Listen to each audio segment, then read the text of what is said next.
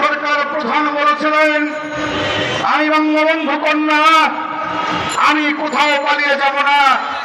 দুর্ভাগ্যজনক হলো সত্য, সরকার পতনের আগেই তিনি তার আত্মীয় স্বজন নিয়ে এই দেশ ছেড়ে পালিয়ে গিয়েছেন। কিন্তু আমাদের মনে রাখতে হবে, ১৩ দশকে এই ফ্যাসিবাদী শাসকের পৃষ্ঠপোষকতায় প্রশাসন সহ নানা স্তরে ফ্যাসিবাদী শাসকদের অনুসারীর সৃষ্টি হয়েছে। তারা এখনো ঘাপটি মেরে বসে আছে।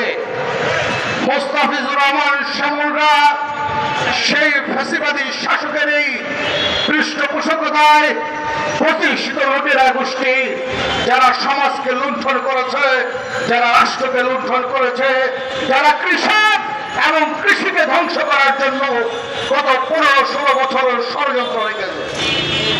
৫ই আগস্টের ফ্যাসিবাদী শাসকের পতন হয়েছে, কিন্তু তাদের দোষরদের কিন্তু এখনো পতন হয় নাই। এখনো তারা প্রশাসনের ভিতরে আছে, এখনো তারা রাষ্ট্র পরিচালনার বিভিন্ন স্তরে রয়েছে, এখনো তারা আইন শৃঙ্খলা রক্ষাকারী বাহিনীর ভিতরে ঘাপটি মেরে রয়েছে। আজকের যে অন্তর্বর্তীকালীন সরকার, সে সরকার প্রতিষ্ঠা হয়েছে আমার সন্তান, আমার ভাই, আমার বোনের রক্তের উপরে দিয়ে।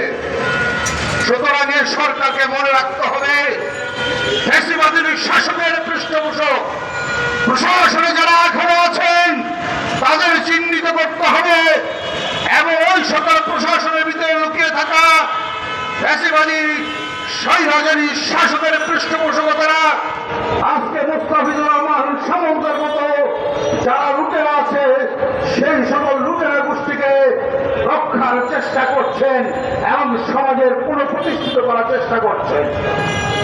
এই মোস্তাফিজুর শ্যামলরা যদি আবারও সমাজে প্রতিষ্ঠিত হয়ে যায়, তাহলে আমরা মনে করি আমাদের সন্তানরা যে রক্ত দিয়েছে, সেই রক্তের সাথে আমরা বিশ্বাসঘাতকতা করব।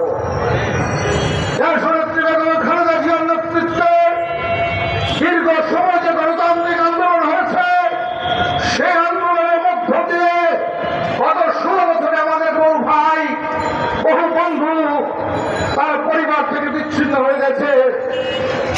অনেকের লাশ পাওয়া গেল, বহু নেতার লাশ আমরা এখন পর্যন্ত খুঁজে পাই নাই। সুতরাং দেশপ্রেমিক শক্তি যে যেখানে অবস্থান করেন না কেন, আমরা বিশ্বাস করি ফ্যাসিবাদী শাসকদের এই সকল শ্যামল গন্ধের প্রতিরোধ করতে আমরা সমাজে যে যেখানে আছি সেখান থেকে তাদেরকে চিহ্নিত করব, সামাজিকভাবে বয়কট করব, পারিবারিকভাবে বয়কট করব এবং রাষ্ট্রীয়ভাবে বয়কট করব। দেশ কৃষি বাঁচাও এবং কৃষক বাঁচাও আন্দোলনে আজকের এই কর্মসূচির প্রতি আমার সংগঠন কনসার্ট সিটিজেন রাইটস মুভমেন্টের পক্ষ থেকে সংহতি জানিয়ে সরকারের প্রতি আহ্বান জানাবো, অবিলম্বে প্রশাসনের ভিতরে লুকিয়ে থাকা ফ্যাসিবাদী শাসকের পৃষ্ঠপোষকতায় লুটেরা গোষ্ঠীকে চিহ্নিত করুন, তাদেরকে গ্রেফতার করুন এবং আইনের আওতায় এনে যথাযথ শাস্তি নিশ্চিত করুন। এই কথাগুলি বলে আপনাদের সকলকে ধন্যবাদ জানিয়ে আমি আমার বক্তব্য শেষ করছি।